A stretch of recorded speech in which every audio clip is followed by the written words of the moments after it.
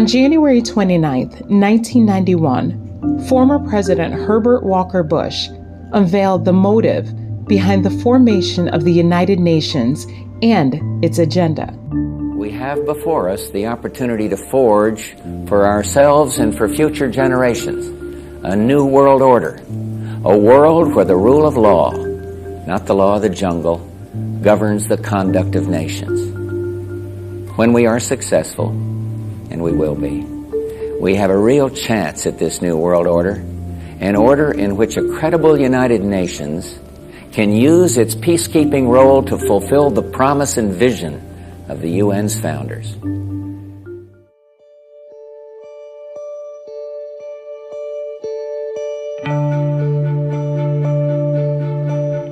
This is a very important story. The important story. In the midst of COVID-19, it's an historic opportunity to look at the facts of the world as it is, and then to focus on the solutions to some of our greatest problems. In the 75 years since the United Nations was founded, the human race has never had to face a set of challenges like we do right now. But together, we can overcome them.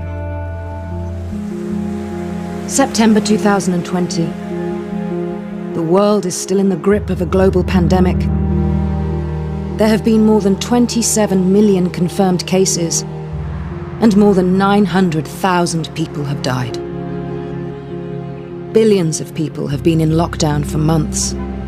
Lives and livelihoods have been threatened and lost. But as some lockdowns are easing, people are emerging into a different, uncertain world with a new appetite for change. Today, we feel the weight of history on our shoulders. The COVID-19 pandemic has shown how fragile the world is. A microscopic virus has put us on our knees. And that fragility should make us humble. COVID-19 has been likened to an X-ray, exposing fractures in the skeleton of the societies we have built. A world with great inequality, which must be righted. And a world which must win the battle against climate catastrophe. The whole planet is at stake. So this is a moment to recognize that the way we have been moving leads nowhere, and that we need to change course.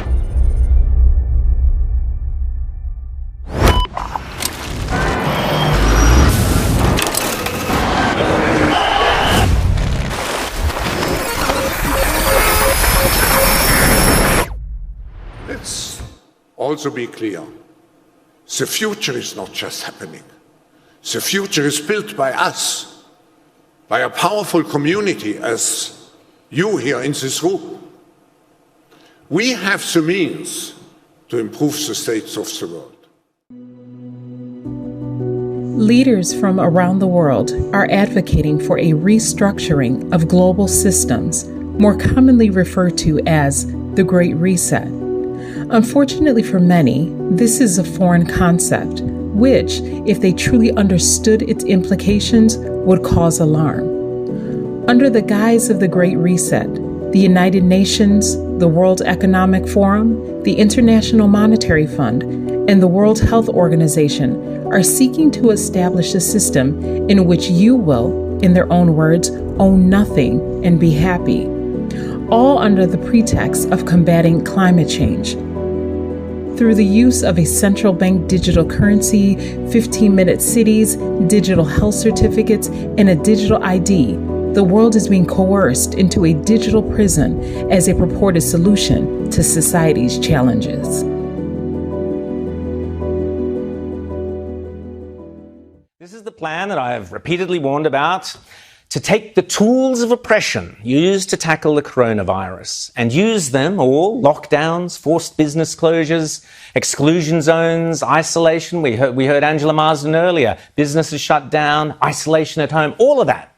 All of those measures, including destroying private property rights and private income in order to tackle the climate crisis. For too long, humanity has existed within dysfunctional and polluted cities that ignore nature. Now, a revolution in civilization is taking place. Imagine a traditional city and consolidating its footprint, designing to protect and enhance nature. The line will be home to 9 million residents and will be built with a footprint of just 34 square kilometers. And we are designing it to provide a healthier, more sustainable quality of life. The line's communities are organized in 3 dimensions. Residents have access to all their daily needs within 5-minute walk neighborhoods. And the line's infrastructure makes it possible to travel end-to-end in 20 minutes with no need for cars, resulting in 0 carbon emissions. The line, the city that delivers new wonders for the world. What can you do in 15 minutes? Empty the washing machine and hang up your fresh laundry? Read a couple of chapters of your favourite book? Watch half an episode of How I Met Your Mother?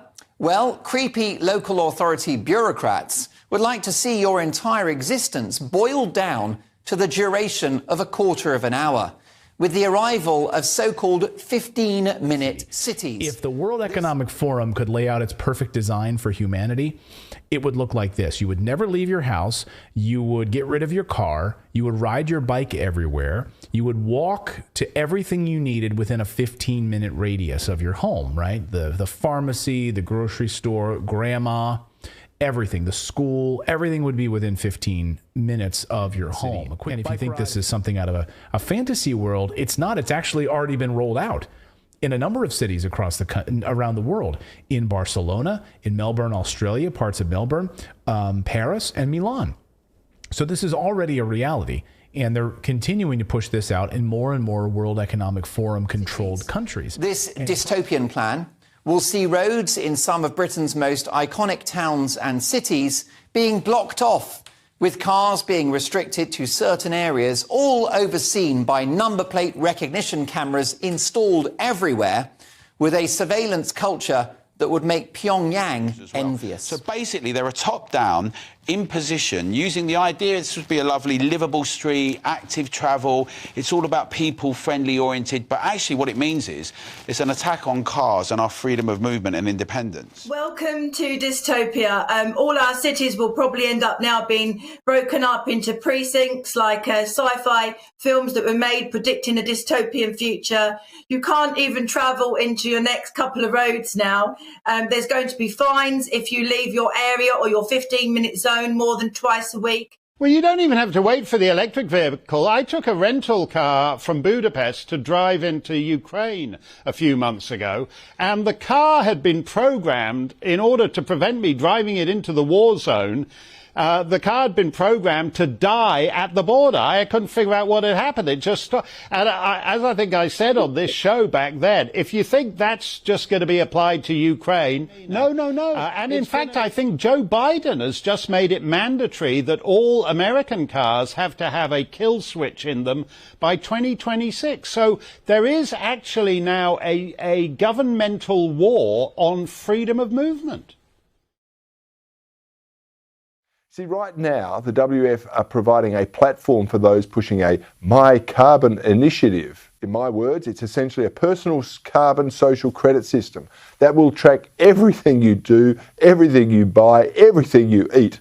It's like Big Brother. We're developing, through technology, an ability for consumers to measure their own carbon footprint. What does that mean? That's where are they traveling? How are they traveling? What are they eating? What are they consuming on the platform? So, individual carbon footprint tracker. Duconomy is a Swedish fintech that provides digital services to help consumers reduce the footprint generated by their consumption. With this in mind, Duconomy launched the 2030 calculator. It's the first credit card ever to stop you from overspending. Not based on your available funds, but rather on the levels of CO2 emissions caused by your consumption.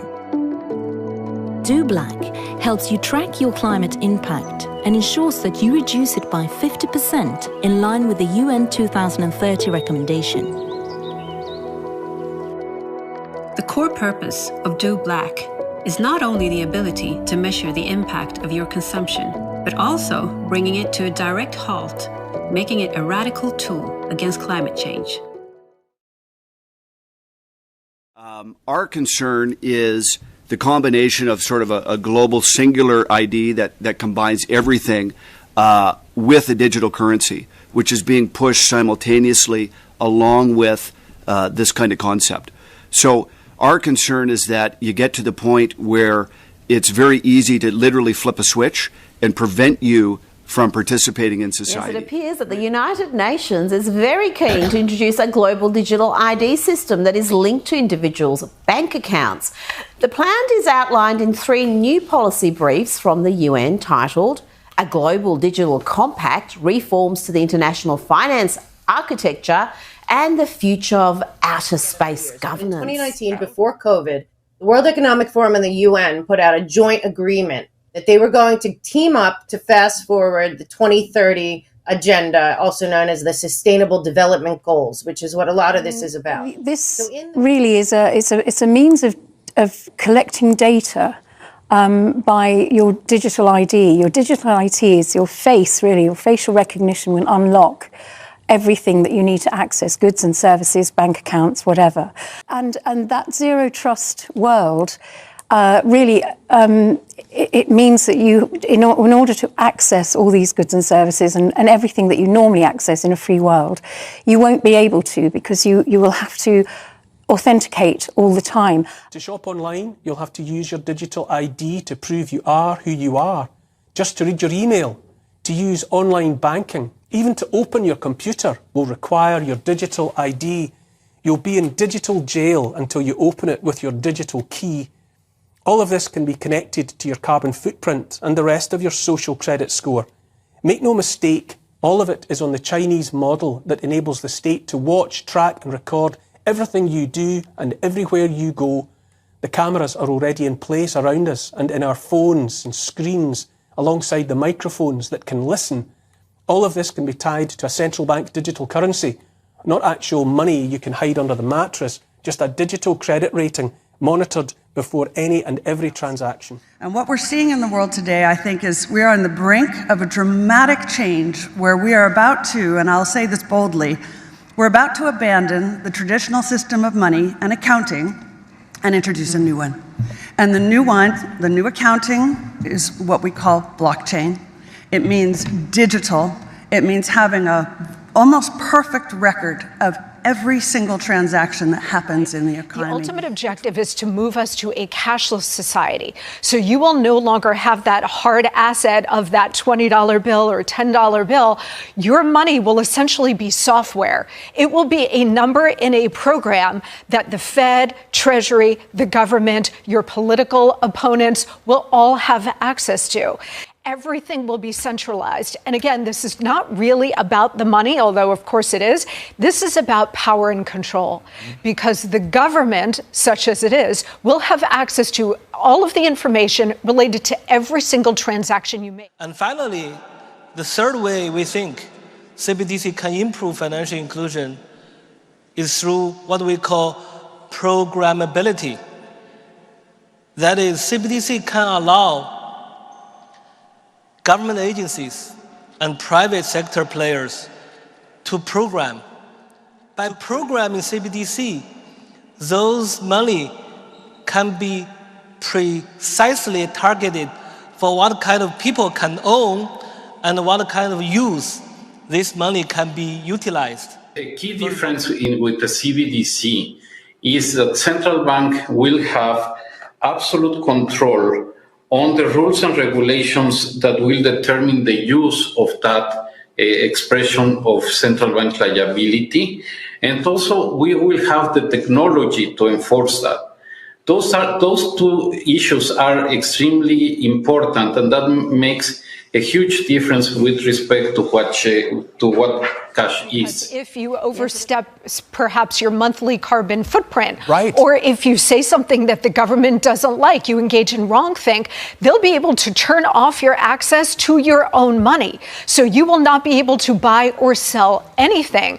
This is what I mean about how dangerous it is. You're shut out of the economy if you're a You are wrong thinker. shut out of the economy. And of course, it's all subjective, and it will all be in the hands of these Marxists, right? And so you and I won't be able to buy anything. This this is why it's so dangerous, because this spells the end of your economic freedom. The benefits of digital money, there are huge potential gains. It's not just about digital forms of physical currency. You can have programmability, units of central bank currency with expiry dates. You could have, as I argue in my book, a potentially better and some people might see it, or a darker world where the government decides that units of central bank money can be used to purchase some things, but not other things that it deems less desirable. So there are wonderful notions of things that can be done with digital money, but again, I fear that technology could take us to a better place, but equally has the potential to take us to a pretty dark place.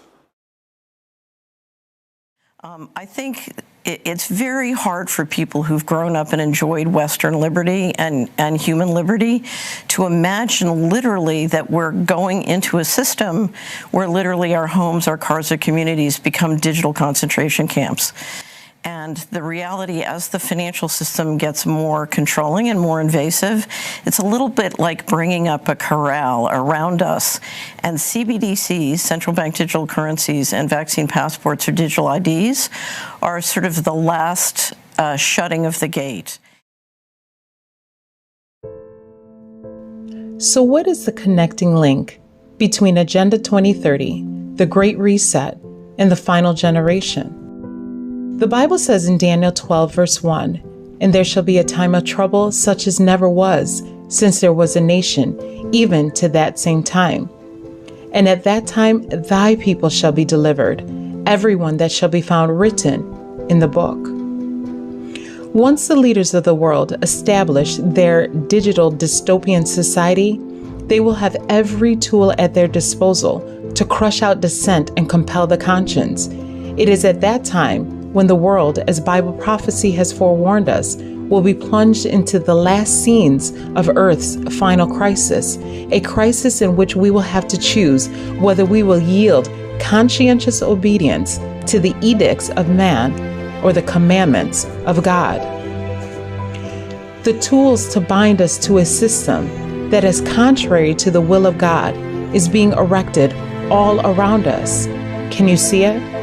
"And he causeth all, both small and great, rich and poor, free and bond, to receive a mark in their right hand or in their foreheads, and that no man might buy or sell, save he that had the mark, or the name of the beast, or the number of his name." Are you paying attention? "And when ye shall see Jerusalem," meaning the people of God, "compassed with armies, then know that the desolation thereof is nigh." Are you watching? "Therefore, be ye also ready, for in such an hour as ye think not, the Son of Man cometh." Are you ready? "Watch ye and pray, lest ye enter into temptation." Are you watching and praying? Time is almost finished. Do you reflect the lovely image of Jesus as you should? Behold, I come quickly.